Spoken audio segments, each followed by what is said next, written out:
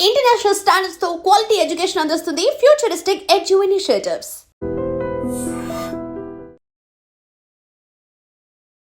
దేశమంతా ఎదురు చూస్తోంది బీహార్ ఎన్నికలకు సంబంధించి. ఈరోజు మొదటి ఫేజ్ జరుగుతోంది.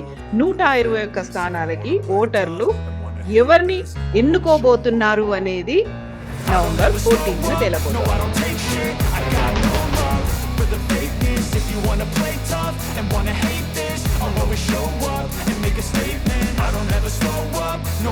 సో ఒకవైపు ఎన్నికలు జరుగుతున్నాయి, ఇంకోవైపు ఏమో క్యాంపెయినింగ్ అనేది కూడా అలాగే కంటిన్యూ అవుతుంది.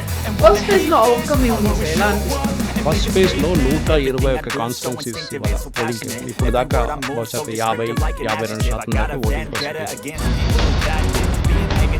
చాలామంది మీడియా వాళ్ళు కన్ఫ్యూజ్ అయిపోతున్నారు, ఇది ఎందుకు ఎక్కువ అవుతుంది. ఎందుకంటే ఎక్కువ ఎప్పుడైనా ఓట్లు పడితే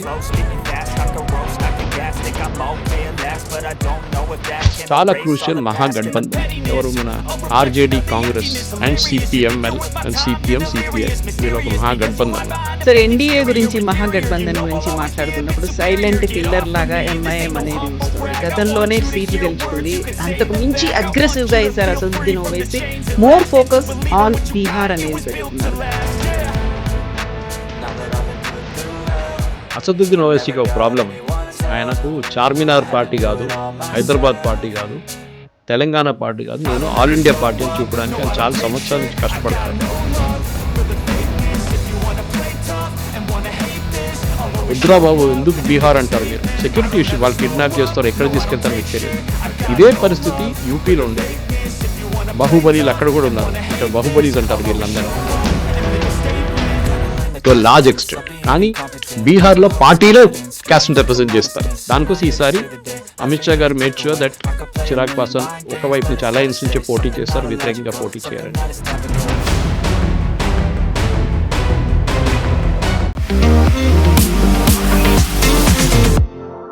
నమస్తే, నేను Kavitha. Welcome to I dream news and నిజాలు. దేశమంతా ఎదురు చూస్తోంది బీహార్ ఎన్నికలకు సంబంధించి. ఈరోజు మొదటి ఫేజ్ జరుగుతోంది. 121 స్థానాలకి ఓటర్లు ఎవరిని ఎన్నుకోబోతున్నారు అనేది నవంబర్ 14న తేలబోతోంది. ఫస్ట్ ఫేజ్ ఓట్ల సరళి ఎలా ఉంది, ఓటింగ్ సరళి ఎలా ఉంది, ఓటర్ల మధ్యలో ఏముంది. యాక్చువల్గా ఇండియా కూటమి, ఆ తర్వాత మహాగఠబంధన్, ఇవన్నీ కలిసిన తర్వాత ఎన్డీఏ కూటమికే మెజారిటీ అవకాశాలు ఉన్నాయనేది సర్వేలు చెప్తున్నటువంటి నేపథ్యంలో ఫస్ట్ ఫేజ్ నుంచి మద్దమవుతోంది. మనతో పాటుగా ఉన్నారు సీనియర్ జర్నలిస్ట్ సురేష్ కొచ్చాటిల్ గారు. సార్ నమస్తే. సో ఫస్ట్ ఫేజ్ అనేది జరుగుతుంది, సెకండ్ ఫేజ్ నవంబర్ 11న ఉంది. సో ఒకవైపు ఎన్నికలు జరుగుతున్నాయి, ఇంకోవైపు ఏమో క్యాంపెయినింగ్ అనేది కూడా అలాగే కంటిన్యూ అవుతోంది. ఫస్ట్ ఫేజ్ లో అవుట్కమ్ ఏముంది సార్, ఎలా అనిపిస్తోంది? ఫస్ట్ ఫేజ్లో 121 కాన్స్టిట్యున్సీస్ ఇవాళ పోలింగ్కి వెళ్ళింది. ఇప్పుడు దాకా బహుశా 50-52% దాకా ఓటింగ్ పర్సెంటేజ్ పడింది. లాస్ట్ టైం కన్నా ఎక్కువ ఉంది అంటున్నారు. చాలామంది మీడియా వాళ్ళు కన్ఫ్యూజ్ అయిపోతున్నారు, ఇది ఎందుకు ఎక్కువ అవుతుంది అనేది. ఎందుకంటే ఎక్కువ ఎప్పుడైనా ఓట్లు పడితే యాంటీ ఎస్టాబ్లిష్మెంట్ ఓటుగా ఉంటుంది అది. కానీ ఈసారి మహిళలు ఉన్నారు బూత్లో, అసలు మెన్ కనిపించట్లేదు, చాలా తక్కువ ఉంది అంటున్నారు. దీనికి కారణాలు నేను ఒకటి ఎక్స్ప్లెయిన్ చేస్తాను మీకు. ఫస్ట్ మనం ఏమో అర్థం చేసుకోవాలంటే, బీహార్లో ఎస్ఐఆర్ జరిగిన తర్వాత 64 లక్షల మందిని ఓటర్ లిస్ట్ నుంచి తీసేశారు. దాని నుంచి ఇప్పుడు దాకా ఫైల్ చేసిన ఆబ్జెక్షన్స్ ఎలక్షన్ కమిషన్ ప్రకారం 1000 నుంచి 1500, కొంత దాంట్లో 1,00,000 కూడా ఉందని చెప్తున్నా, కానీ లేదు, 1,00,000 లేరు. సుప్రీంకోర్టులో వచ్చిన లాస్ట్ డిసిషన్ ప్రకారం, లాస్ట్ అఫిడవిట్ ప్రకారం 1500 అబ్జెక్షన్స్ వచ్చినాయి. అబ్జెక్షన్స్ ఏంటంటే, ఇప్పుడు నన్ను ఓటర్లో నుంచి తీసేస్తే, నేను బిఎల్ఓ ఆఫీస్లో కనిపిస్తే, లేకుంటే అక్కడ ఉన్న లోకల్ బీజేపీయో ఆర్జేడీయో లేకుంటే జేడీయూ రిప్రజెంటేటివ్ వచ్చి నా దగ్గర చెప్పారు, సార్ మీ ఓట్ లేదు, మీరు ఒకసారి అఫిడవిట్ ఫైల్ చేయండి అని చెప్పి ఒక అప్లికేషన్ మీద రాసిస్తే వాళ్ళు తీసుకెళ్ళి బిఎల్ఓకి ఇస్తారు. అది బిఎల్ఓ మళ్ళీ ఇంటికి వచ్చి చెక్ చేసి మళ్ళీ అదే రీఇన్స్టేట్ చేస్తారు. Last date before withdrawal of nominations, అప్పుడు దాకా పేర్లు మీరు యాడ్ చేసుకోవచ్చు. దాని తర్వాత ప్రింటింగ్ మొదలు పెడతారు వాళ్ళు, ఎలక్షన్ కమిషన్. ఫైనల్ రోల్స్ అంటారు దాన్ని. ఇప్పుడు జరిగిన దాంట్లో ఏంటంటే, ముందు మనకు అందరు తెలిసిందే, లాస్ట్ టైం ఎలక్షన్ బీహార్లో జరిగినప్పుడు 7,10,00,000 మంది ఉన్నారు ఓటర్స్. ఈ 5 సంవత్సరాల్లో అది పెరిగి 8 కోట్ల అయింది. 7.98 అని పెట్టుకోవచ్చు, 8 కోట్లని తీసుకుందాం మనం. ఎస్ఐఆర్ జరిగిన తర్వాత 7.2కి పడిపోయింది. అది ఆల్మోస్ట్ 80 లక్షల మందిని తీసేశారు. అది కాకుండా 24 లక్షల మందిని యాడ్ చేశారు. అంటే these are 18+ voters who crossed on June 1 తర్వాత 18+ ఎవరెవరు అయ్యారో వాళ్ళని తీసుకున్నారు జూన్ తర్వాత. సో దట్ కొత్త ఓటర్స్ని యాడ్ చేసుకున్నారు. ఇప్పుడు వస్తున్న ఓటింగ్ పర్సంటేజ్ చూస్తే మీరు last time voting percentage compare చేస్తే ఈసారి ఎక్కువ ఉంటుంది, న్యాచురల్లీ ఎక్కువ ఉంటుంది. ఎందుకంటే మీరు 64 లక్షల మందిని తీసినప్పుడు యాజ్ అ పర్సంటేజ్ ఆఫ్ 100 చూస్తే 6.5 to 6.7% ఓటర్స్ని మీరు లిస్ట్ నుంచి తీసేశారు. తీసినప్పుడు ఏమవుతుంది, ఈసారి 60% కూడా ఓటింగ్ పడితే యాక్చువల్లీ 66% అవుతుంది. ఎందుకంటే ఈ 6.4 ఆటోమేటిక్లీ యాడ్ అయిపోతుంది 6.6 దాంట్లో తీసేశారు కదా, యావరేజెస్ వర్క్ అవుతుంది అనమాట అప్పుడు. సో అది ఒక మిస్కన్సెప్షన్. కానీ మీడియాలో ఇప్పుడు దాకా నేను చూసిన అన్ని దాంట్లో కూడా వీళ్ళు ఎవరు దీని గురించి మాట్లాడలేదు. That you have removed 64 lakhs which supreme court has also agreed. Objections ఎవరి దగ్గర నుంచి రాలేదు. 1000 మందితో వచ్చింది, 1500 మంది వచ్చింది అంతే. అది కూడా కొంతమంది రిజెక్ట్ చేశారు. ఆ ప్రశాంత్ భూషణ్ ఫర్ ఎగ్జాంపుల్ సుప్రీంకోర్టులో ఫైల్ చేసిన అఫిడవిట్ కూడా అబద్ధాలని తెలిసిపోయి సుప్రీంకోర్టు ఆయన్ని చాలా సీరియస్ యాక్షన్ తీసుకున్నారు. ఆయన మీద వార్నింగ్ ఇచ్చారు ఆయనకి, ఇట్లాంటి ఫేక్ అఫిడవిట్ ఫైల్ చేయకండి అని చెప్పేసి. సో ఇప్పుడు ఇవాళ జరుగుతున్న దాంట్లో 121 కాన్స్టిట్యున్సీలు అని చెప్పేప్పుడు చాలా క్రూషియల్ మహాగఠబంధన్కి. ఎవరు, మన RJD Congress and CPML and CPM CPI వీళ్ళ ఒక మహాగఠబంధన్. ఎందుకంటే లాస్ట్ ఎలక్షన్లో ఈ పార్టీలకి 121లో 61 స్థానాలు వచ్చినాయి ఫస్ట్ ఫేజ్లో. లాస్ట్ టైం 3 ఫేజ్లో జరిగింది ఎలక్షన్ యాక్చువల్లీ, ఈసారి 2 ఫేజ్లో జరుగుతుంది. అది రీజన్ ఏంటంటే, ఒకటి బీహార్లో law and order situation improve అయింది, నక్సలిజం తగ్గింది. సో దానికోసం దే హ్యావ్ బాట్ 2 ఫేజ్లో చేసేస్తారు. అంటే సెక్యూరిటీ ఫోర్సెస్ని మూవ్ చేయాల్సి వస్తుంది, ఒక ఏరియా నుంచి ఇంకొక ఏరియా మూవ్ చేయాల్సి. ఫర్ ఎగ్జాంపుల్ నార్త్ బీహార్ జరిగింది అనుకోండి, ఫస్ట్ సౌత్ బీహార్కి పంపిస్తారు నెక్స్ట్ ఫేజ్కి. ఒకటి 6వ తారీఖు, ఒకటి 11వ తారీఖు. సో 6వ తారీఖు అది కాగానే అన్నీ తీసుకెళ్ళి డిపాజిట్ చేసుకుని 7వ తారీఖు అయిపోతుంది. 7వ తారీఖు వాళ్ళందరూ బయలుదేరి ఇక్కడికి వస్తే 9వ తారీఖు దాకా చేరుకుంటారు సదర్న్ బీహార్కి. ఎలక్షన్ అక్కడ మళ్ళీ ప్రాసెస్ స్టార్ట్ అవుతుంది అనమాట. ఇప్పుడు జరిగే దాంట్లో మహాగఠబంధన్కి 61 కన్నా తక్కువ వస్తే వాళ్ళు ఈసారి గవర్నమెంట్ ఫామ్ చేయలేరు. ఎందుకంటే నెక్స్ట్ ఫేజ్ బీజేపీ స్ట్రాంగ్ హోల్డ్లో జరుగుతుంది. బీజేపీ స్ట్రాంగ్ హోల్డ్లో నెక్స్ట్ ఎలక్షన్. ఈసారి బీజేపీ ఫస్ట్ ఫేజ్లో లాస్ట్ టైం కంపేర్ చేస్తే ఈ 120 స్థానాల్లో వాళ్ళు ఆర్జేడీ మహాగఠబంధన్ 61 కలిస్తే బీజేపీ వైపు నుంచి నితీష్ కుమార్ అండ్ బీజేపీ కలిసి 55 సీట్లు గెలిచారు. దాంతోపాటు చిన్న పార్టీలు హ్యామ్ అని చెప్పి మన ఈయన మాంజీ గారి పార్టీ ఒకటి ఉంది, అది కాకుండా వికాస్ ఇన్షాన్ పార్టీ అని ఇంకోటి ఉంది. వీళ్ళందరూ చిన్న చిన్న సీట్లు వచ్చినాయి, 2-3 సీట్లు అక్కడ కూడా వచ్చినాయి. Total 55 NDA, 61 Mahagathbandhan. ఇది ఫస్ట్ ఫేజ్లో. దీన్ని ఇప్పుడు నెక్స్ట్ ఫేజ్కి తీసుకెళ్లేటప్పుడు బీజేపీ స్ట్రాంగ్ హోల్డ్స్ నెక్స్ట్ ఫేజ్లో రాబోతుంది. ఇప్పుడు జరిగే పోల్లో ఇవాళ జరిగిన దాని ప్రకారం మహిళలు ఎక్కువ వస్తున్నారు, చాలామంది ఓటేయడం. అక్కడ కూడా the major television channels have got it wrong. మహిళలు వస్తున్నారు, ఎందుకు వస్తున్నారని చూడండి. ఎలక్షన్ కమిషన్ డేటా ప్రకారం కూడా ఈవెన్ పొలిటికల్ పార్టీస్ అగ్రీ చేస్తున్నారంటే బీహార్ నుంచి 75 లక్షల మంది బీహార్ బయట పనిచేస్తున్నారు. దాంట్లో మెజారిటీ ఆర్ మెన్. మహిళలు కూడా ఉంటారు, కొంతమంది ఫ్యామిలీస్ కూడా తీసుకెళ్తారు. మహిళలు కూడా పనిచేస్తారు, వాళ్ళు కష్టపడి పనిచేస్తారు. బీహార్ వాళ్ళని మెచ్చుకోవాలి ఆ పాటలో. వాళ్ళు రియల్ ఏం చెప్తారు, hard working people. Even UP అక్కడి నుంచి కూడా మన వాళ్ళు కూడా ఇక్కడ చేయని పనులు కూడా వాళ్ళు చేస్తారు వచ్చి ఇక్కడ. అట్లాంటిది మీరు చూసుంటారు. ఇక్కడ ఏదైనా మీరు కన్స్ట్రక్షన్ సైడ్కి వెళ్తుంది బీహార్ వాళ్ళు ఉంటారు. మా దగ్గర కూడా కేరళలో కూడా అంతే. కేరళలో పెట్రోల్ బంకు, రెస్టారెంట్ అన్నీ నడిపించేది బీహార్, యూపీ, అస్సాం, ఒడిషా నుంచి వాళ్ళు. ఇక్కడ కూడా అంతే. సో అదే పరిస్థితుల్లో బీహార్ నుంచి ఎంతమంది తిరిగి వచ్చారు బీహార్కి ఎలక్షన్కి. 75 లక్షల మంది ఉన్నారు కదా, అంటే మీకు దాంట్లో లిస్ట్లో 7,40 లక్షల మందిలో 75 లక్షల మంది బయట ఉన్నారు. ఆలోచించే ఎంత పెద్ద ఫిగర్ అది. అంటే 6.6 6.7 యాక్చువల్ ఓటింగ్ బేస్ ఉన్నారు మీకు ఇప్పుడు. 7,40 కాదు ఇప్పుడు, అది తగ్గింది ఇప్పుడు. వాళ్ళు ఎంతమంది వచ్చారు బీహార్కి అని క్వశ్చన్ వచ్చింది. సో ఈసారి ఏం జరిగిందంటే ఎలక్షన్ కమిషన్ కూడా చాలా స్మార్ట్గా ఛత్ పూజ టైం తర్వాతనే ఎలక్షన్ పెట్టారు. వీళ్ళు యూజువలీ బీహార్, ఇప్పుడు మీరు ఎక్కడైనా కన్స్ట్రక్షన్ సైట్కి వెళ్ళండి హైదరాబాద్లో, డల్ ఉంటారు ఈ టైంలో. ఎందుకంటే వీళ్ళందరూ వెళ్ళిపోయి ఉంటారు ఛత్ పూజకి. ఈవెన్ లార్జ్ ఎక్స్టెంట్ యూపీ వైపు నుంచి కూడా చాలామంది ఛత్ పూజకి వెళ్ళిపోతారు. సో కన్స్ట్రక్షన్ అంతా నెక్స్ట్ 1 month ఆగిపోతుంది. మీరు ఒకసారి వెళ్తే నెల తర్వాత తిరిగి వస్తారు. కొంతమంది ఇప్పుడు బెంగాలీ వాళ్ళు ఉన్నారు, వాళ్ళు దుర్గా పూజకి వెళ్తే మళ్ళీ నెల తర్వాత వస్తారు.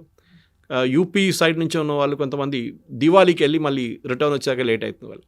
సో ఇట్లాంటి చాలా కేటగిరీస్ ఉన్నాయి. ఫర్ ఎగ్జాంపుల్ ముస్లిమ్స్ వాళ్ళు ఈద్ టైంలో వెళ్తారు, మళ్ళీ లేట్ వస్తారు మళ్ళీ తర్వాత. సో ఛత్ పూజకి వెళ్ళిన దాంట్లో ఇప్పుడు మన ఇవాళ టైమ్స్ ఆఫ్ ఇండియాలో వచ్చిన ఆర్టికల్ ప్రకారం చాలామంది హైదరాబాద్ నుంచి బీహార్కి ట్రై చేస్తున్నారు, కానీ వెళ్ళలేకపోతున్నారు. ట్రైన్ లేవు అంటున్నారు సెకండ్ ఫేజ్కి.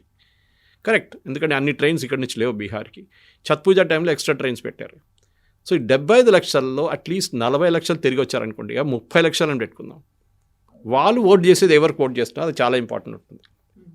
ఎందుకంటే వాళ్ళు ఓట్ చేసేది డెవలప్మెంట్ చూసి ఓట్ చేస్తున్నారు. వాళ్ళు పనిచేస్తున్న చోట్లలో ఉన్న ప్రాబ్లం ఏంటి, వాళ్ళు పనిచేస్తున్న హైదరాబాద్లో మల్టీ స్టోరీడ్ అపార్ట్మెంట్ చూస్తున్నారు, వాళ్ళు అక్కడ పిల్లలు స్కూల్కి వెళ్తున్న చూస్తున్నారు, ఇంటర్నేషనల్ స్కూల్స్ చూస్తున్నారు, హోటళ్ళు చూస్తున్నారు, అన్నీ చూస్తున్నారు. మా బీహార్లో ఇది ఎందుకు లేదు అని అడుగుతున్నారు ప్రశ్న. అది చాలా ఇంపార్టెంట్ క్వశ్చన్. బీహార్లో డెవలప్మెంట్ ఎందుకు జరగలేదు? రాహుల్ గాంధీ ఏమంటున్నారు, నితీష్ కుమార్ ఉద్యోగం ఇవ్వలేదు, బీహార్ వాళ్ళు అందరు లేబర్ అయిపోయారు, బీహార్ వాళ్ళు వెళ్ళి దుబాయ్ కట్టారు అని చెప్తున్నారు.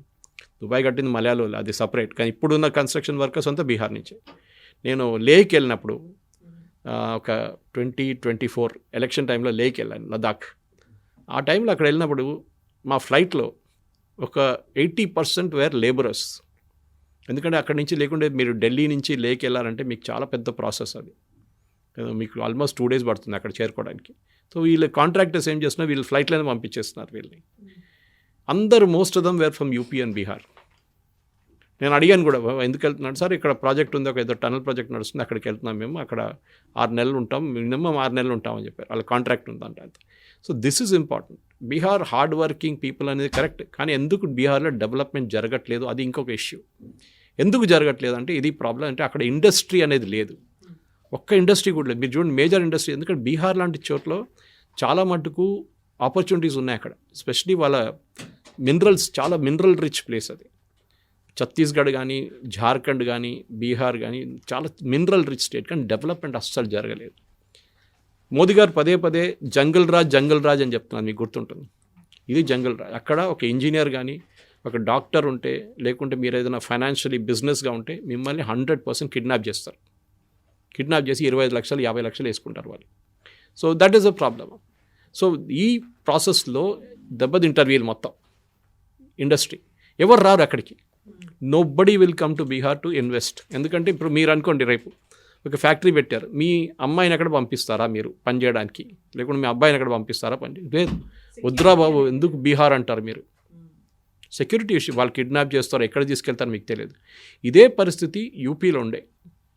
బాహుబలీలు అక్కడ కూడా ఉన్నారు, ఇక్కడ బాహుబలీస్ అంటారు వీళ్ళందరినీ. అంటే మొత్తం గ్యాంగే నడుస్తుంది, గ్యాంగ్ నడుస్తుంది అక్కడ. సాయంత్రం 6 దాకా మీరు బయట రోడ్డు మీద రాలేరు యూపీలో. ఫస్ట్ నాకు గుర్తున్న, ఇప్పుడు నోయిడాకి వెళ్ళినప్పుడు మా గెస్ట్ హౌస్ వాచ్మెన్ నాకు చెప్పారు ఒకసారి, సార్ బయటకు వెళ్ళకండి 7 తర్వాత అని చెప్పి, ఏం జరుగుతుందో తెలియదు అని. సో అట్లాంటి పరిస్థితి నుంచి యోగి ఆదిత్యనాథ్ చాలా మటుకు క్లియరప్ చేసేసారు, కంప్లీట్ గ్యాంగ్స్ని చంపేశారు, ఫినిష్ చేసేసారు గ్యాంగ్ మెంబర్స్ని. ఇప్పుడు జరుగుతున్న దాంట్లో ఇప్పుడు బీహార్లో కూడా అదే జరగాలి. సరే, నేను ఎక్స్ట్రా జ్యుడిషియల్ కిల్లింగ్స్ ఏం చెప్పట్లేదు, కానీ there should be some action that should happen. అది చాలా ఇంపార్టెంట్ అన్నమాట. సో ఆ జరగాల్సింది ఏంటంటే బేసిక్లీ బీహార్ని మొత్తం లా అండ్ ఆర్డర్ మార్చేసేయాలి. బీహార్లో చాలా స్ట్రిక్ట్. ఇప్పుడు కూడా బాహుబలి చాలామంది ఉన్నారు. ఇప్పుడు ఒక మర్డర్ జరిగింది మొన్ననే ఎలక్షన్లో. అమిత్ షా గారు ఇన్స్ట్రక్షన్స్ ఇచ్చిన తర్వాతనే అరెస్ట్ జరిగింది. బీహార్ గవర్నమెంట్ అరెస్ట్ చేయలేదు. ఆలోచించండి, Amit Shah had to give instructions. Union home minister, అక్కడ ఉన్న డిప్యూటీ చీఫ్ మినిస్టర్ బీజేపీ, ఆయన ఫోన్ చేసి లల్లన్ సింగ్ ఆయన పేరేదో ఉంది, ఆయన అరెస్ట్ చేయమన్నారు. అప్పుడు అరెస్ట్ చేశారు. అప్పుడు ఆలోచించి, అప్పుడు దాకా అరెస్ట్ చేయలేదు వాళ్ళు. సో అంత పవర్ఫుల్ మాఫియా అక్కడ ఆపరేట్ చేస్తుంది. ఇది లాలూ టైం నుంచే స్టార్ట్ అయింది, మనకు అందరూ తెలిసింది. అప్పుడు లాలూ టైంలోనే ఇది జంగల్ రాజ్ అని ఒక ఆ పేరు కూడా అప్పుడే వచ్చింది, నేమ్. ఆ పరిస్థితి నుంచి ఇప్పుడు తీసుకురావాలంటే బీహార్లో డెవలప్మెంట్ జరగాల్సింది. సో బహుశా ఈ ఎలక్షన్ తర్వాత మోదీ గారు కూడా చాలా మట్టుకు దాని మీద ఎఫర్ట్స్ పెడతారనుకుంటాను. ఎందుకంటే డెవలప్మెంట్ బీహార్లో జరగాలంటే లా అండ్ ఆర్డర్ ఫస్ట్ తీసుకొస్తే ఆటోమేటిక్ మీకు బిజినెస్ వస్తుంది, డెవలప్మెంట్ పెడుతుంది, ఇండస్ట్రీస్ వస్తారు అక్కడికి. కానీ దానికి ఒక స్టేబుల్ గవర్నమెంట్ కావాల్సి వస్తుంది. అందరు అంటారు నితీష్ కుమార్ ఉల్టా పుల్టా అంటారు. కాదు, ఆయన అక్కడికి వెళ్ళారు, ఇక్కడికి వచ్చారు, చాలా వెళ్ళారు, అట్లా ఇక్కడికి పార్టీలు మార్చుకున్నారు, అలయన్స్ మార్చుకున్నారు. కానీ ఇప్పుడు అది జరగట్లేదు. ఒక భయం ఉంది. చిరాగ్ పాస్వాన్, రామ్విలాస్ పాస్వాన్ కొడుకు మనందరూ తెలుసు. బహుశా బీహార్లో బీజేపీకి లీడర్స్ లేరు ఎక్కువ మంది. Sushil Kumar Modi was the last leader, ఆయన ఇప్పుడు లేరు, చనిపోయారు. కానీ ఒక యూత్ లీడర్గా ఉండడానికి ఒక కాన్సెప్ట్గా తీసుకొస్తే I think Chirag Paswan is a great asset. Last time Chirag Paswan వాళ్ళ పార్టీ సపరేట్గా పోటీ చేస్తారు, రామ్విలాస్ పాస్వాన్ పార్టీ 28 సీట్లలో they created an impact where JDU ఓడిపోయారు క్యాండిడేట్స్. చిరాగ్ పాస్వాన్ వాళ్ళ పార్టీ తీసుకొచ్చిన ఓటు జేడీయూకి యాడ్ చేసుకుంటే 2 సీట్లు బీజేపీ కూడా ఓడిపోయారు, వాళ్ళు గెలుస్తుండే. సో వాళ్ళకి వచ్చిన సీట్ల కన్నా ఎక్కువ ఒక 20 సీట్లు వస్తుండే, 20 నుంచి 25 సీట్లు మినిమం వస్తుండే వాళ్ళకి. దానికోసం ఈసారి అమిత్ షా గారు made sure that Chirag Paswan ఒకవైపు నుంచి అలయన్స్ నుంచే పోటీ చేస్తారు, వ్యతిరేకంగా పోటీ చేయరని చెప్పేసి. ఆయనకు he has got a name, చాలా క్లియర్గా చెప్పారు, మొన్న ప్రెస్ కాన్ఫరెన్స్లో కూడా చెప్పారు, నేను నెక్స్ట్ 5 years బీహార్లోనే ఉంటాను, బీహార్ కోసం పనిచేస్తాను. Of course is a union minister. కానీ అంటే ఆయన ఏం చాలా క్లియర్ ఏంటంటే ఇప్పుడు బీహార్లో నా వ్యాక్యూమ్ నితీష్ కుమార్ వెళ్ళిన తర్వాత ఎవరు లేరని చెప్పినప్పుడు I will be the party. అప్పుడు చాలామంది అడగవచ్చు నితీష్ కుమార్తో ఏం చేస్తారు. నేను ఎప్పుడు ఎగ్జాంపుల్ ఇస్తాను, కొన్ని ఛానల్స్లో కూడా చెప్పాను ఈ మాట, ఇంగ్లీష్ ఛానల్స్లో చెప్పాను నేను ఇది. నితీష్ కుమార్ని కర్ణాటకలో జేడిఎస్తో ఎట్లా ఆడారో బీజేపీ గేమ్, షిండేతో మహారాష్ట్రలో ఎట్లా ఆడారో గేమ్, అదే గేమ్ బీజేపీ నితీష్ కుమార్తో ఆడతారు. ఇప్పుడు కాకుంటే ఒక 3-4 సంవత్సరాల తర్వాత. జేడిఎస్ ఒక టైంలో కర్ణాటకలో నంబర్ 2 పార్టీ ఉండే, కాంగ్రెస్, జేడిఎస్, బీజేపీ అక్కడ థర్డ్ పార్టీ. ఏమైంది, స్లోలీ 15 years లోపల యదియూరప్ప గారు వచ్చిన తర్వాత దాని తర్వాత పార్టీ స్ట్రెంగ్తన్ చేసుకుంటూ వచ్చి బీజేపీ ఇప్పుడు జేడిఎస్ని మాండ్యా పార్టీ నుంచి తీసి నాన్ మాండ్యా పార్టీ కూడా చేసేసారు. మాండ్యా ఏరియాలో స్ట్రాంగ్ ఉండేవాళ్ళు. ఇప్పుడు చూడండి పరిస్థితి, కుమారస్వామిని తీసుకెళ్ళి యూనియన్ మినిస్టర్లో పెట్టేశారు, దేవగౌడకి ఒక ఎంపీ పోస్ట్ ఇచ్చేశారు, అయిపోయింది కథ. ఇప్పుడు ఇద్దరు అసలు మాట్లాడలేదు. అక్కడ జేడిఎస్ అనే పార్టీ ఉందా లేదా అని కూడా డౌట్ వస్తుంది మనకి. బహుశా నెక్స్ట్ ఎలక్షన్ వచ్చినప్పుడు మళ్ళీ కొంచెం లేచి మాకు సీట్లు కావాలంటారు. అప్పుడు కర్ణాటక తర్వాత మహారాష్ట్రలో కూడా అదే గేమ్ ఆడారు బీజేపీ. షిండేని ఫస్ట్ టైం స్ప్లిట్ చేసి బయటకు వచ్చిన తర్వాత శివసేన నుంచి షిండేని ముఖ్యమంత్రి చేశారు. సెకండ్ టైం ఎలక్షన్ వచ్చినప్పుడు ఏం చేశారు, ఫడ్నవీస్ని ముందుకు తీసుకొచ్చి ఎక్కువ సీట్ల మీద పోటీ చేసి గెలిచి షిండేని పక్కన పెట్టేశారు.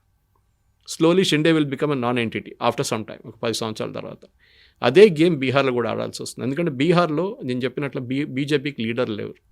సో బహుశా రేపు చిరాగ్ పాస్వాన్ని కూడా పార్టీలో తీసుకొని ఆయన్ని బీజేపీ ఒక పార్టీగా పెట్టి, లేకుంటే use him as alliance partner, మాకు లీడర్ లేవు మేము ఈయన నడిపించుకుంటామని చెప్పి చిరాగ్ పాస్వాన్ పెట్టు. So Chirag Paswan is going to be the main campaign. ఎందుకంటే ఆయన హ్యాండ్సమ్ ఫిలిం స్టార్ లాగా ఉంటారు. You acted also I think some సినిమాలు కూడా చేశారు.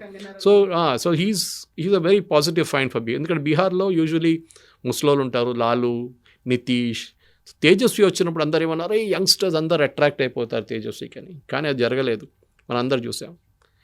అదొకటి. కవిత గారు ఇంకొకటి ఇంపార్టెంట్ థింగ్ అంటే ఇవాళ పొద్దున్న ఇప్పటిదాకా వస్తున్న దాంట్లో మహిళలు చాలామంది ఓటేశారన్నారు బీహార్లో.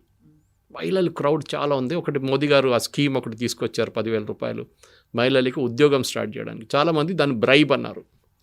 నా లాజిక్ డిఫరెంట్. సరే నేను కూడా I'm against giving money free, కానీ ఈ డబ్బులు ఫ్రీగా ఇవ్వలేదు, ఏదైనా చిన్న ఉద్యోగం పెట్టడానికి ఇచ్చారు. ఇవాళ కాకుండా రేపు వచ్చి ఆఫీసర్స్ వచ్చి చెక్ చేస్తారు, ఏం ఉద్యోగం పెట్టారా, మా కుట్టు మిషన్ కొనుక్కున్నారా, 2 ఒక కిరాణా షాప్ పెట్టుకున్నారా, లేకుంటే ఇంకేదైనా చిన్న 10,000 రూపాయలతో మీరు ఎక్కువ ఏం చేయలేరు. కానీ ఏమవుతుందంటే కవిత గారు, ఈ ఎకానమీలో ఈ డబ్బులు మళ్ళీ తిరిగి వస్తుంది. మీరు 2 కుట్టు మిషన్లు కొనుక్కుంటే ఆ ఫ్యాక్టరీ వాడికి ఆర్డర్లు ఎక్కువ అవుతుంది, మిషన్ తయారు చేసే జిఎస్టీ వస్తుంది దాని మీద. అది కాకుండా అదే మనీ ఎకానమీలో మళ్ళీ రొటేట్ అవుతుంది. సో గవర్నమెంట్ ఇచ్చిన డబ్బులు మళ్ళీ ఎకానమీకి వచ్చి రొటేట్ అవుతుంది. So that's a good thing. Consumption పెరుగుతుంది, ఎకనామిక్స్లో అంటారు అది. సప్లై అండ్ డిమాండ్ ఒకటి ఉంటుంది, ఇటువైపు మీరు డిమాండ్ క్రియేట్ చేస్తున్నారు. సో అది మంచి మూవ్ చేస్తారు. ఆ మూవ్తోని మహిళలు బహుశా దానికోసం నితీష్ కుమార్ అనౌన్స్ చేయగానే, మోదీ గారు అనౌన్స్ చేయగానే ఇమ్మీడియట్ తేజస్వి వచ్చి నేను 30,000 రూపాయలు ఇస్తా అన్నారు. కానీ 10,000 ఆల్రెడీ అకౌంట్లో పడిపోయింది.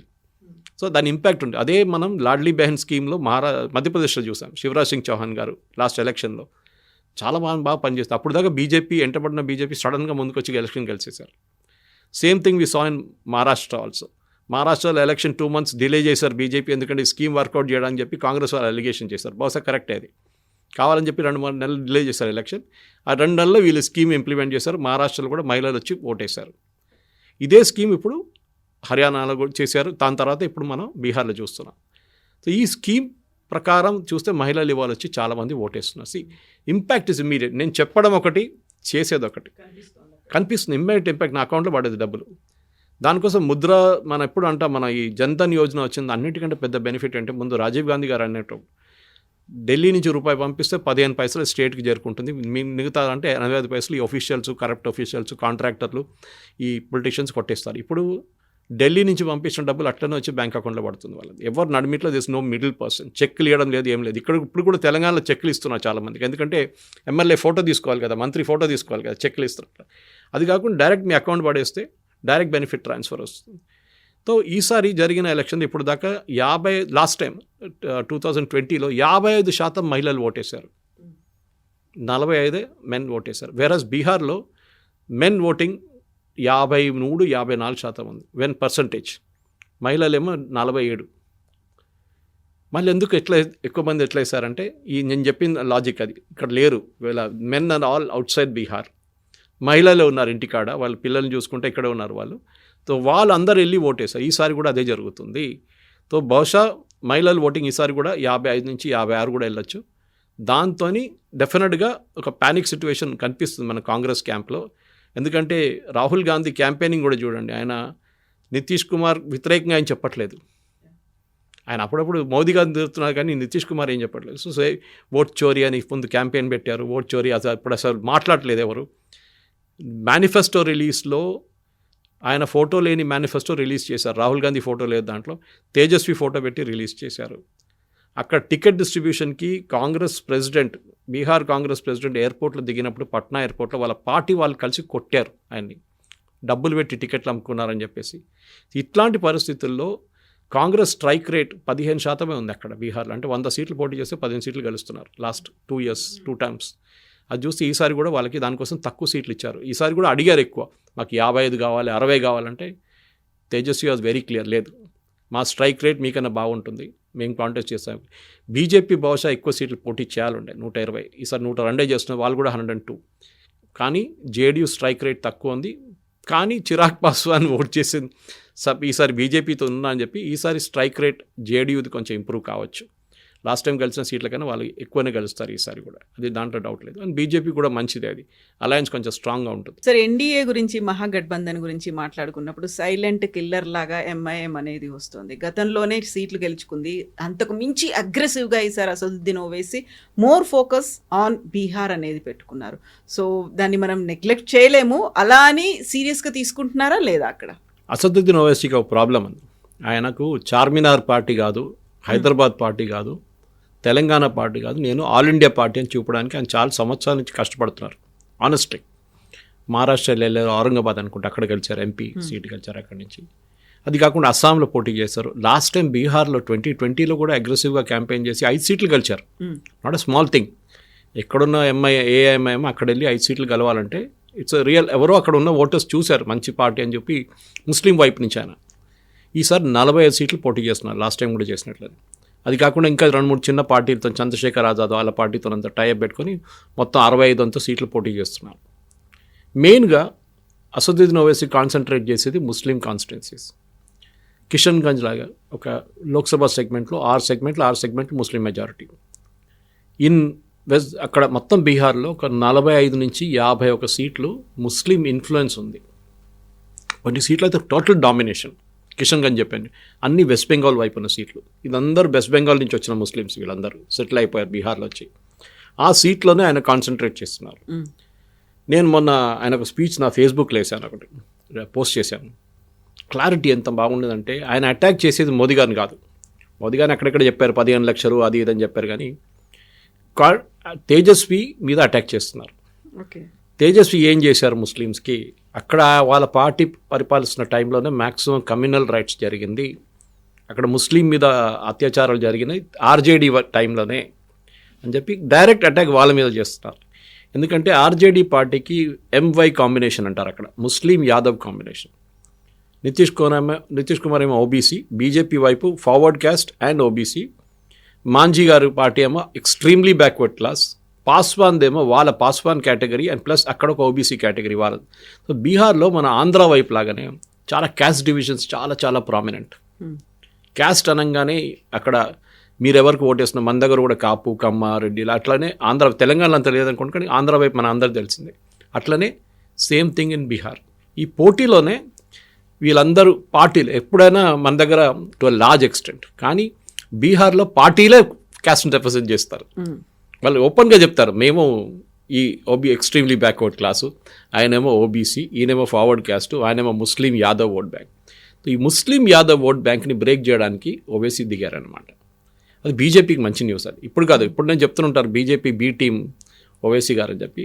ఒకసారి నాకు అనిపిస్తుంది కరెక్టేది అని చెప్పి. ఎందుకంటే అస్సాంకి వెళ్ళి అక్కడ కూడా చేసిన తర్వాత అస్సాంలో చాలా మటుకు కాంగ్రెస్ కాకుండా ఏఐయుడిఎఫ్ బద్రుద్దీన్ అజ్మల్ పార్టీ కూడా అక్కడ ఓడిపోయిన కారణం Owaisi.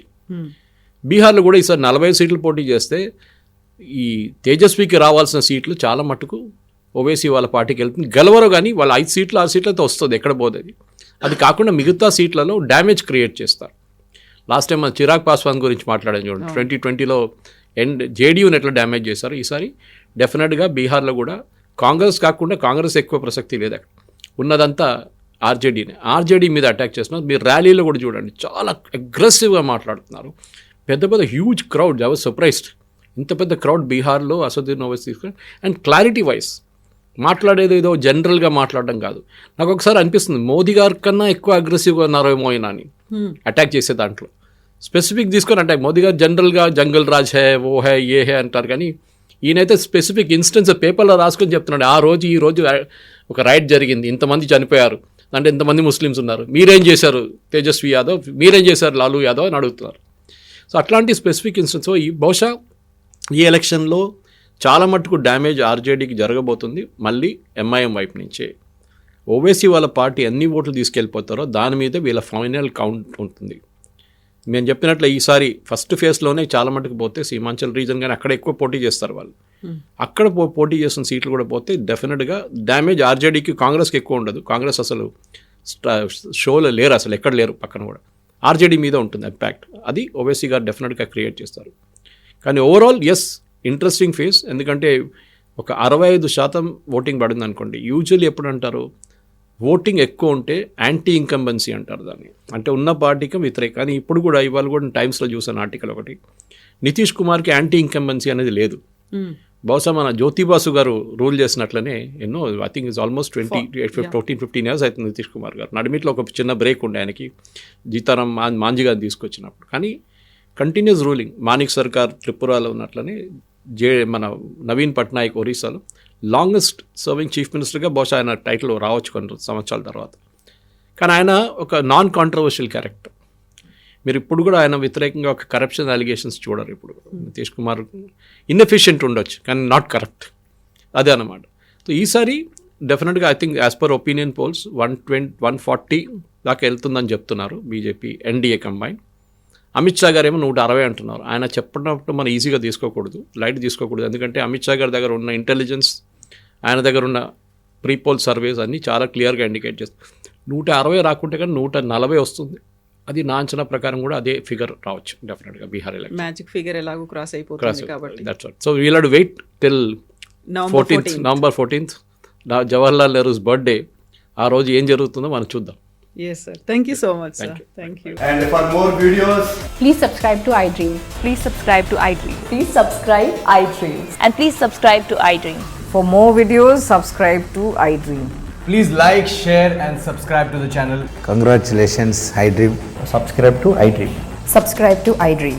So subscribe to iDream Media. iDream ki iDream team andarki huge congratulations. Please subscribe iDream Media. Please subscribe to iDream. Subscribe iDream. Please subscribe to iDream. iDream అంటే నా కళల ఛానల్ను సబ్స్క్రైబ్ చేసుకున్న నోరు తిరుగుతలేదు, మీరైతే గంట గుర్తు కొట్టండి. For more such videos, please subscribe to iDream. Subscribe to iDream. Please subscribe to iDream. Please subscribe iDream Media. Please do subscribe to iDream. Please subscribe to iDream Media. For best entertainment and information, please subscribe iDream. And don't forget to subscribe to iDream.